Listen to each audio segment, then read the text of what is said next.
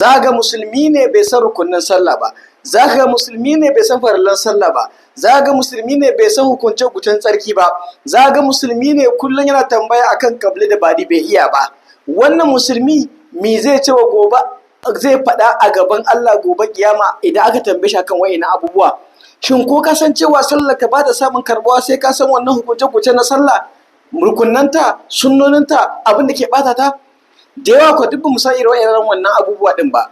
Wannan yasa Alfasaha Institute Online ta tsara karatu na musamman wanda za a wa mutum karatun tsarki, hukunce-hukuncen tsarki, ruwan da ake tsarki da shi, taimama, arwalla, rukunnan arwalla, farillan arwalla, sallah, rukunnan sallah, farillan sallah, mustahabban sallah, qabli, ba'adi, kai har wankan janaba. Ba iya nan ba, hada ma karatu akan rikicewar al'ada, wato jinin al'ada da mata suke yi da kuma jinin biki da sauran abubuwa da suka shafi fikihu na ibada na rayuwa, wanda wannan karatun za a yi sa ne karkashin littafin al-akhdari, ma'ana littafin ahlari. Zaka samu da yawa musulmi kullum yana tambaya a wajen malamai, malam nayi kaza kabli zan yi ko ba'di, malam nayi kaza ya ne kaza. Mafi yawa ba su yi karatun ahlari bane. Da haka wannan dama ta samu zaka yi karatun sallah, rukunan sallah, farillanta, tsarki, taimama, qabli, ba'di insha Allah.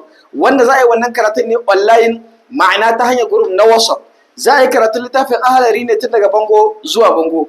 Dan uwa, a zamani yanzu baka da hujja a gaban Allah ka ce ai kai ilimi ne bai zo gare ka ba. Ilimi ta ko ina ana bada shi wajen malamai, social media, WhatsApp da sauransu. Kana saka data a banza ma tana tafiya, bare wannan karatu na addini wanda zaka gyara sallar ka, zaka gyara ibadar ka, wanda zaka tsira gobe kiyama salim alam.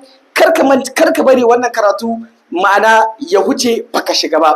Karki bari wannan karatu ma'ana ya huce baki shiga ba. Har yanzu har gobe ana ɗaukar ɗalibai a wannan makaranta kalkashin karatun littafin tsarki da arwalla, wanda za mu yi karatun littafin ahlari ne insha Allah.